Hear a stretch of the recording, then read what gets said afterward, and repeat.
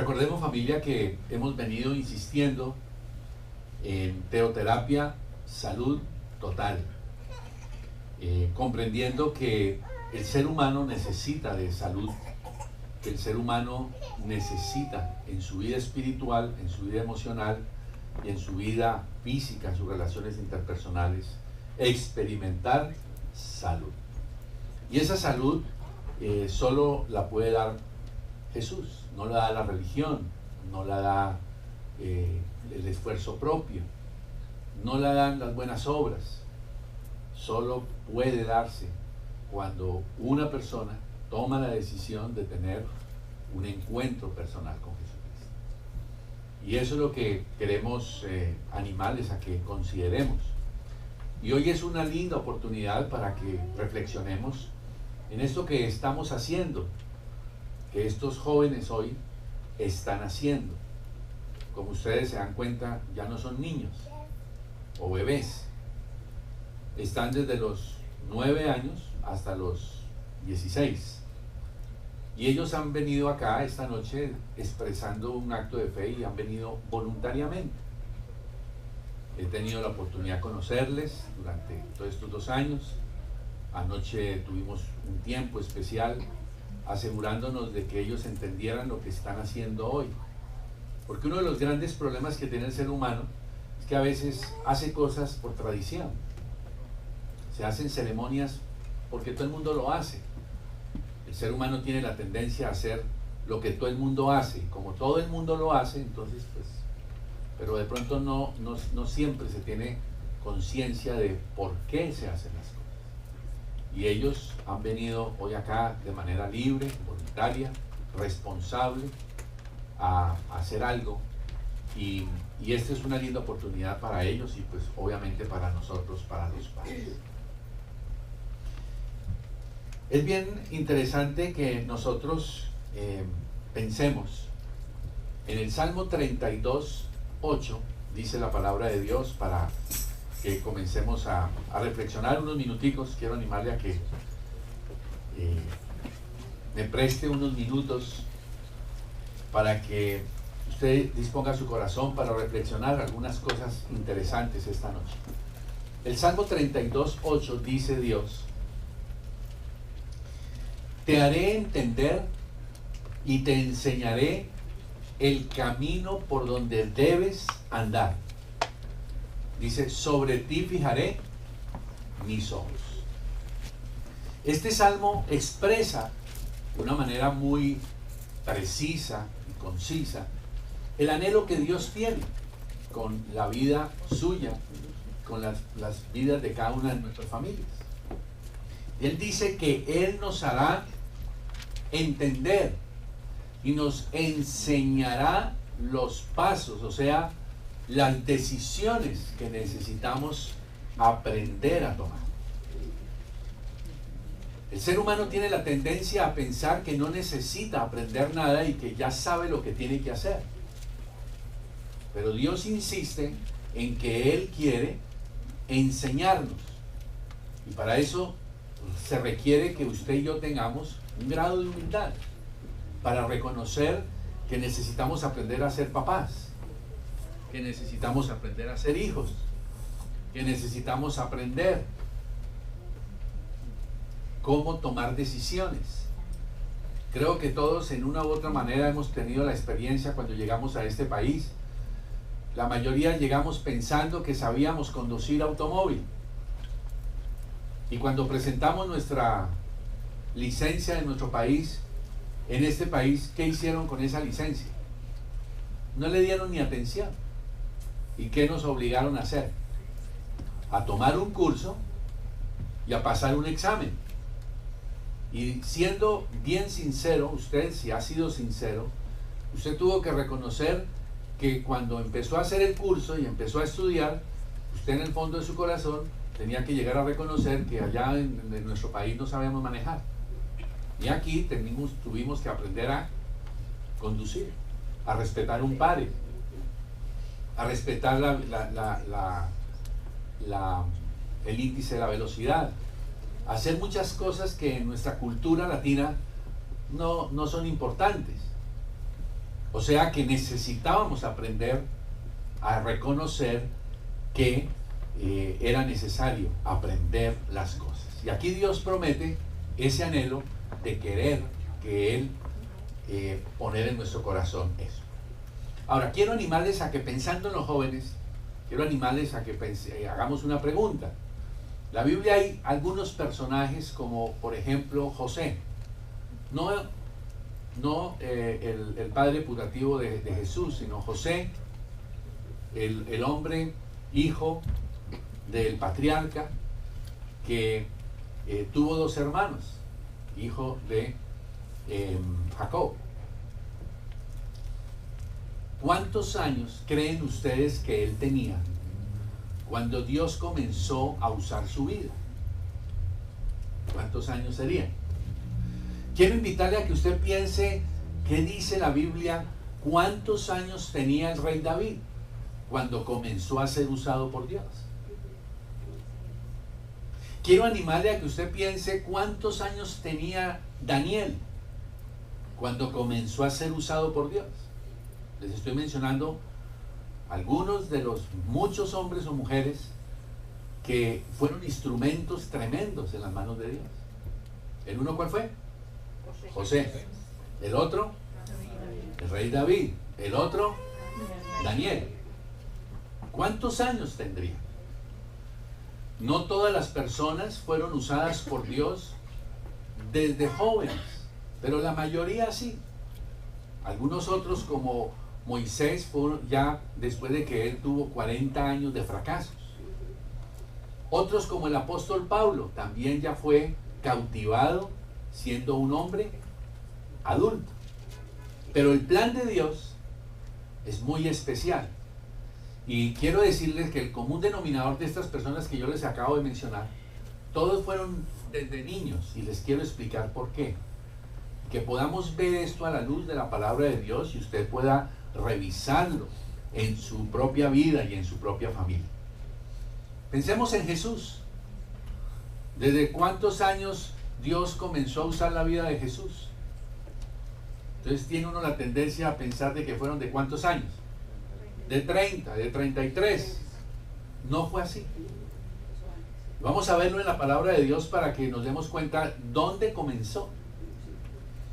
Y que la gran preocupación de todos nosotros los padres es el tema de nuestros hijos. Pero el problema está en que no entendemos el plan de Dios y no hacemos lo que tenemos que hacer. Y hoy quiero animarles a que como padres tomemos un momento, una actitud de reflexión, de humildad para reconocer qué estamos haciendo. Hay un principio que no solo se aplica en la vida espiritual, sino en toda área, y es que lo que yo siembro, recojo. Es fácil. Esa es una ley de la vida. Lo que yo siembro, recojo. Y uno como padre, lo que siembra en los hijos, recoge. No fue el vecino, sino ¿quién? Uno mismo. Uno mismo. Entonces quiero animarles a que veamos dónde comenzó todo. Vamos a Deuteronomio capítulo 6, los que tienen allí Biblia, si no, pues les voy leyendo acá. Deuteronomio capítulo 6. Que Dios dio unas instrucciones muy claves y muy importantes. Dice en el versículo 5, habla Dios la primera responsabilidad para un papá y una mamá, para un adulto. Dice así: amarás a tu Dios ¿cómo? Con todo tu corazón. Después dice, con toda tu alma y con todas tus fuerzas. Esa es la primera instrucción que Dios le da al adulto, que le da al papá, a la mamá. Amar a Dios por encima de todo, con toda la fuerza, significa poniendo a Dios de verdad como su máxima prioridad. No está hablando de religión, no está hablando de hacer y cumplir ciertas normas religiosas, no, está hablando de un amor con todo.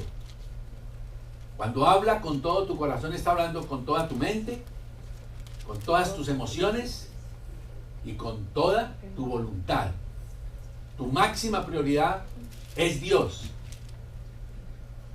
¿Cuál es tu máxima prioridad? Posiblemente no es Dios. El trabajo, muchas otras cosas. El ser humano hoy ha terminado amando cosas cuando se nos dio la instrucción de amar ¿qué? A Dios con todo el... Amar personas. Y la primera persona que tenemos la responsabilidad y el privilegio de amar es a Dios. Y por eso se nos enreda la cosa. Entonces dice en el versículo 5, esa es tu primera responsabilidad. Amar a Dios por encima de todo.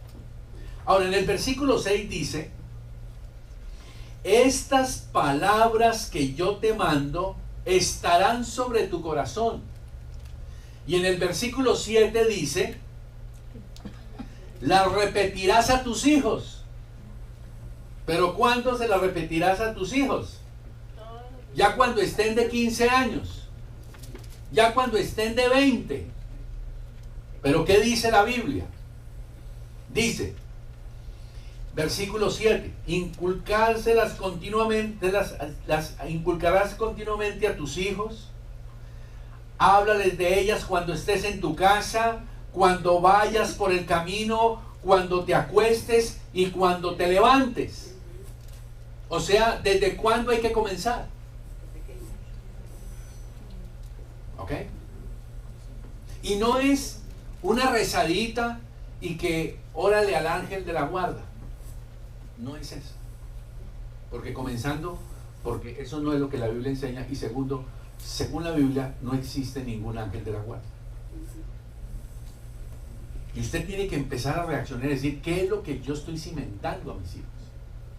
Así como usted se preocupa por la vida física, la comida, el vestido para sus hijos, la educación para sus hijos, usted debe preocuparse por la vida emocional de sus hijos y la vida espiritual.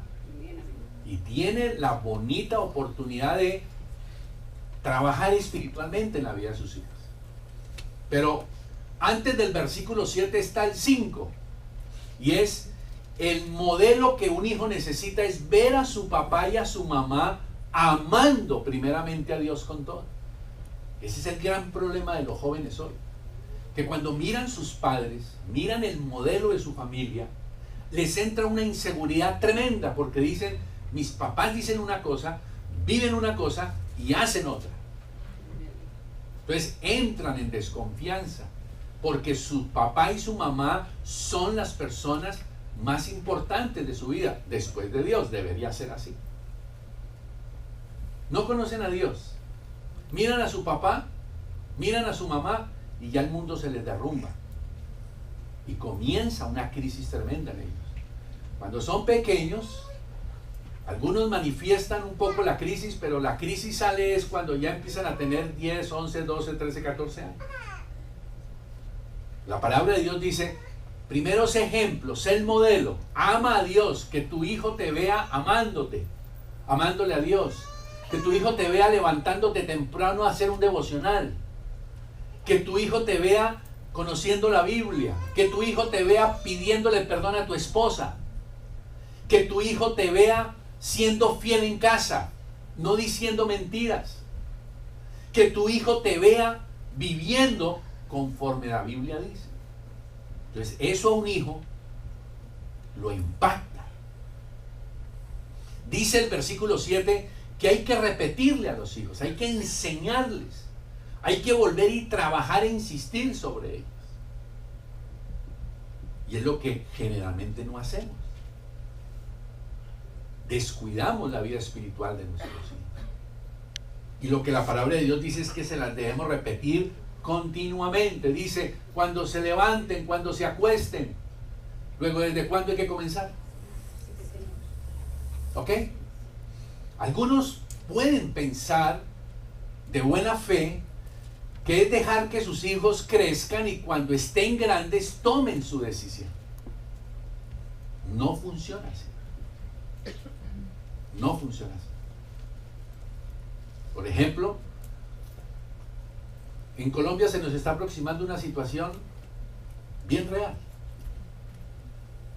Ya con la reforma que se está planteando, Ya se está diciendo en Colombia que a los niños hay que decirles lo siguiente: no naciste hombre, no naciste mujer, naciste y después vas a elegir lo que eres.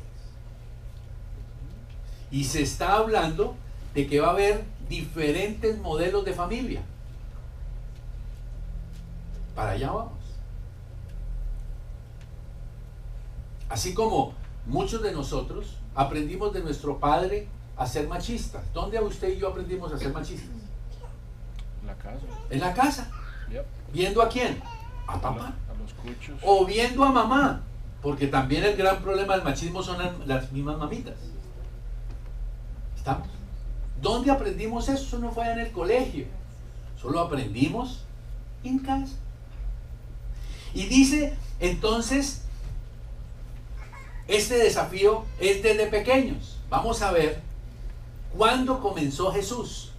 Y quiero invitarles a que vayamos al Evangelio de Lucas. Lucas capítulo 2, para que terminemos aterrizando en esto y hagamos una oración y una reflexión respecto de lo que, a propósito de esto que estamos haciendo hoy, de esta ceremonia de pacto y voto, que ahora les quiero explicar qué es, lo podamos reflexionar. En Lucas capítulo 2, versículo 21, Lucas capítulo 2, versículo 21, dice: cumplidos los 8 días para circuncidar al niño. ¿De qué niño están hablando? Jesús. Están hablando de Jesús. ¿Cuántos años tenía de nacido Jesús? 8 días. 8 días. Y a los 8 días, ¿qué hicieron con Jesús? ¿Qué hizo la Virgen María y José? Fueron y lo circuncidaron. Esa circuncisión era un acto ¿de qué? De fe. ¿Y cuánto era consciente el niño? Nada. Usted podría decir, no, el niño no entiende. Pero el niño fue llevado y fue circuncidado. Versículo 21, a los 8 días.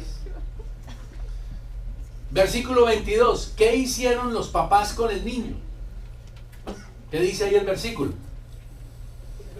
Dice que cuando se cumplieron los días de la purificación de ellos, conforme a la ley de Moisés, o sea, conforme a qué, ¿los qué hicieron? Dice en el versículo 22, trajeron a Jesús a Jerusalén, ¿y qué hicieron con el niño?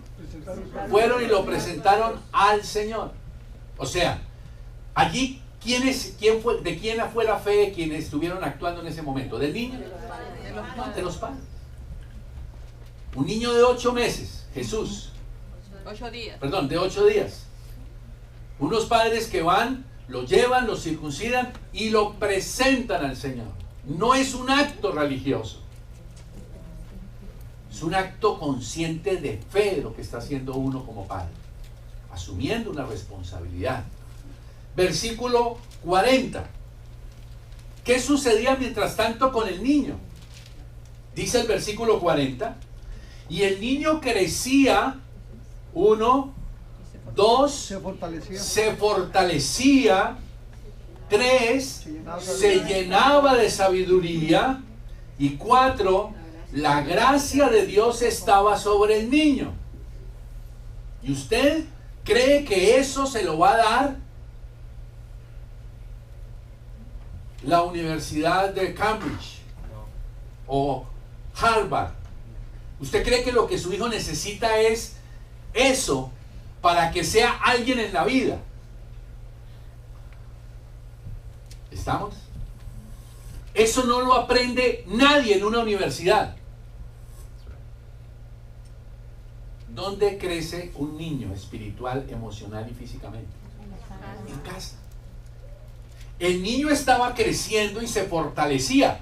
Y no está hablando de crecimiento físico nomás, sino está hablando de crecimiento emocional y espiritual. Está hablando de su carácter. Cuando los niños vienen aquí al Centro, ¿a qué vienen? No vienen a jugar. ¿Vienen es a qué? A crecer, a ser fortalecidos. Dice la palabra de Dios que Jesús se había llenado de sabiduría. Y usted dice, pero ¿qué sabiduría necesita un niño de 4 años? Un niño de 8 años, ¿para qué sabiduría? Es que la sabiduría se aprende desde pequeño. Para cuando sea adolescente y sea adulto, aprenda a ser sabio. O sea, aprenda a tomar decisiones. Porque si usted levanta un hijo y lo sigue sobreprotegiendo, y el niño se vuelve un bebón de 40 años, y usted como papá todavía lo sigue sobreprotegiendo, entonces no le permitió a que él se volviera adulto. Cuando enfrenta la vida, se equivoca, porque no sabe hacer. ¿Estamos, familia? Versículo 42. Cuando él tuvo ¿cuántos años? 12 años. O sea, un niño de 12 años todavía sigue siendo niño. Está en el proceso de ir hacia la adolescencia y pasar a la adultez. Dice que cuando tuvo 12 años, versículo 42, dice, cuando tuvo 12 años, subieron a Jerusalén conforme a ¿qué? Costumbre. Esto que estamos haciendo hoy aquí es eso, conforme no a la costumbre del senti, no a la costumbre religiosa, conforme a lo que la Biblia enseña. Y lo llevaron a Jerusalén en el versículo 42. Resulta que ya saben la historia, que hubo un momento en que Jesús se le perdió a María y a José. Ahora peguemos el salto al 51. Cuando se encuentran con él, versículo 51, o en el 48, dice que cuando le vieron se sorprendieron, le dijo a su madre, hijo, ¿por qué nos has hecho así? Lo regañó como nos regañan las mamás. Y él en el 49 hace una pregunta a su papá y a su mamá y les dice, ¿por qué me buscan ustedes? ¿Por qué me andan buscando? ¿Están leyendo ahí? Sí. ¿No saben ustedes que en los negocios de mi papá me es necesario estar? ¿Qué estaba haciendo Jesús con 12 años? ¿Qué estaba haciendo? Ya estaba asumiendo compromiso. Me voy a meter en los negocios de Dios porque yo entiendo que soy un hijo de Dios. Papá, mamá, no se preocupen, ustedes ya saben, desde que yo nací, ustedes me han ido enseñando. Tengo 12 años y aunque todavía necesito estar sujeto a ustedes, ya estoy metido en los negocios del Padre. Pero muchos de nosotros andamos preocupados es que nuestros hijos anden metidos en los negocios del mundo, pero no del Padre. O sea que un niño de 12 años, de 8 años, debe aprender a orar, debe saber orar, debe saber pedir perdón, debe saber interceder, debe saber qué es lo que agrada a Dios Padre, que su vida, su tiempo, sus talentos, todo tiene que ver en función de eso. El marido de mañana se forma de niño, la esposa del mañana se forma de niño. Y ahí es donde nosotros estamos perdiendo el examen. Por eso esto que estamos haciendo acá tiene significado. Porque con estos niños venimos trabajando. Sus padres van trabajando. Y en el CENTI estamos trabajando con ellos. Son 6 niños en medio de millones de niños que hoy en día existen. Pero son niños que marcarán la diferencia si ellos lo deciden, y eso es lo que esta noche ellos van a hacer. Versículo 51, miren el detalle. Jesús, dice el versículo, descendió con ellos y volvió a Nazaret y estaba sujeto a ellos. O sea, tenía 12 años, pero él seguía sujeto ¿a quién? A sus padres. Porque todavía estaba en el proceso. Versículo 51. Y aquí hay un detalle bien interesante. Dice el mismo versículo 51 que María, ¿qué hacía la Virgen María? Dice que guardaba aquellas cosas en su corazón. ¿Qué cosas guardaba? Todo lo que ella aprendía de su relación personal con Dios, ella le enseñaba a su hijo. Y estaba consciente de que lo más importante es la vida espiritual, emocional de sus hijos, no ir a hacer plata. Claro, hay que trabajar, obvio, pero hay que esforzarse en la educación de los hijos. No, es que allá en el colegio me los tienen que educar. Discúlpeme, no es para eso que el colegio. Si usted se pone a evaluar bien, es allá en el colegio donde usted pierde sus hijos. No, es que ellos están bien educaditos con internet, muy bien. Entonces, cuando usted quiere que su niño esté tranquilo, saque el celular, come la tableta y dígale, tome papito, juegue Pokémon. Así construye usted y levanta un hijo. Juegue, tome, métase a internet, ahí usted está siendo educado. Y después vamos a recibir ¿qué? Lo que hemos sembrado. Los hijos no hay que sacarlos del mundo, hay que enseñarles a enfrentar el mundo. Entonces, con base en esto, familia, para que ya terminemos, quiero animarles a que entendamos el versículo 52. 2:52. Dice así. Jesús crecía ¿en qué? En sabiduría. 1. Sabiduría. 2. Él crecía en estatura, pero no está hablando de la estatura física, sino que él estaba creciendo en la estatura espiritual. Estaba creciendo en la fe. Estaba creciendo en aprender lo que el mundo requiere cuando usted y yo vivimos. Es muy difícil si yo durante años, suponiendo que hubiera sido así, hubiera visto a mi padre siendo duro con mi madre, de nunca ver a mi padre haberle pedido perdón, es muy difícil que yo pida perdón. Es natural, que nunca lo vi. Dice que Jesús crecía ¿en qué más?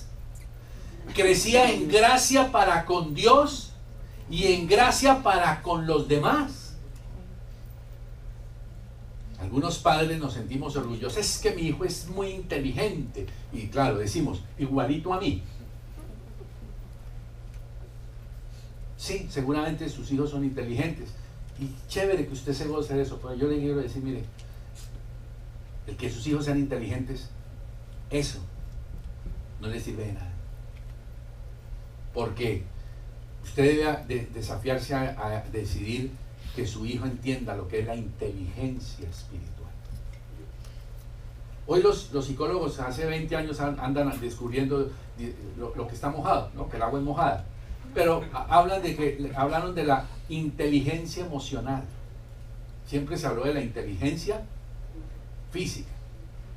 Después empezaron a hablarnos de la inteligencia emocional.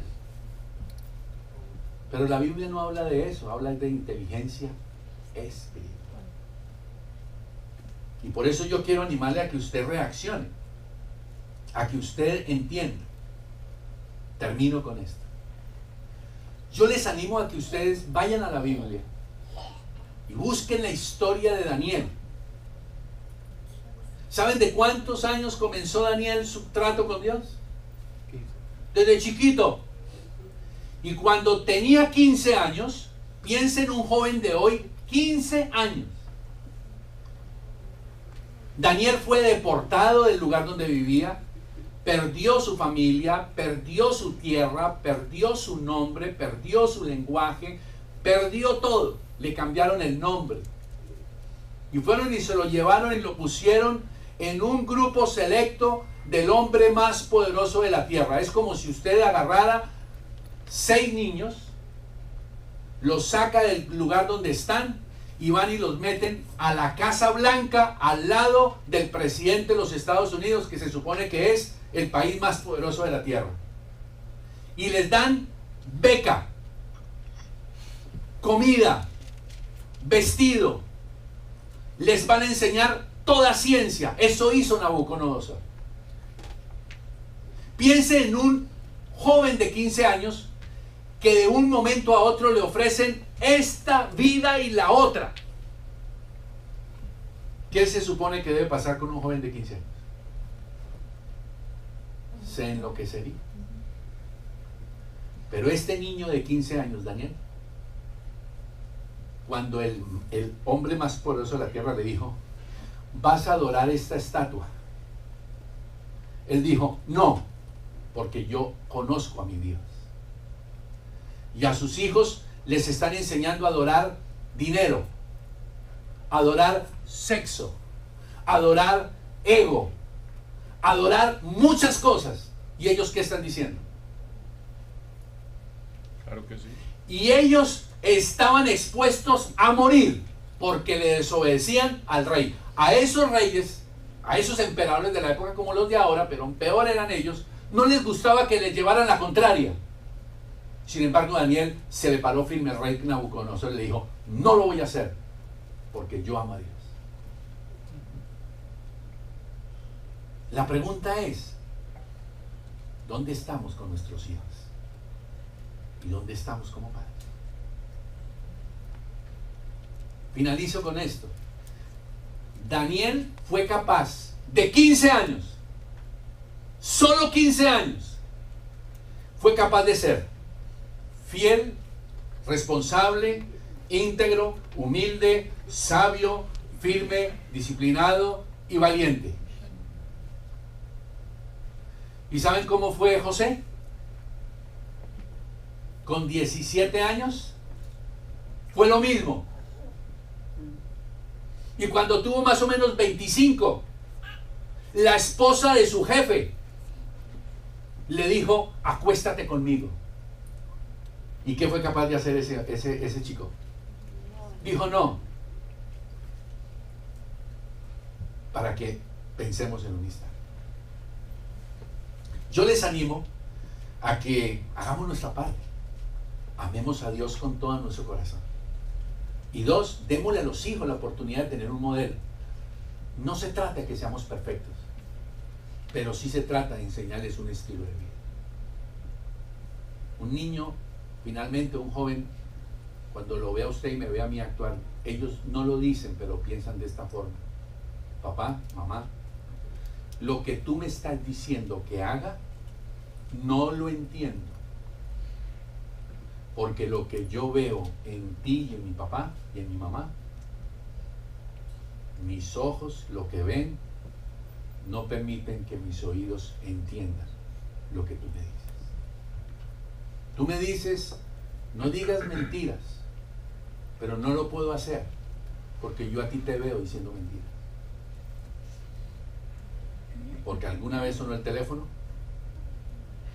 y usted dijo, papá,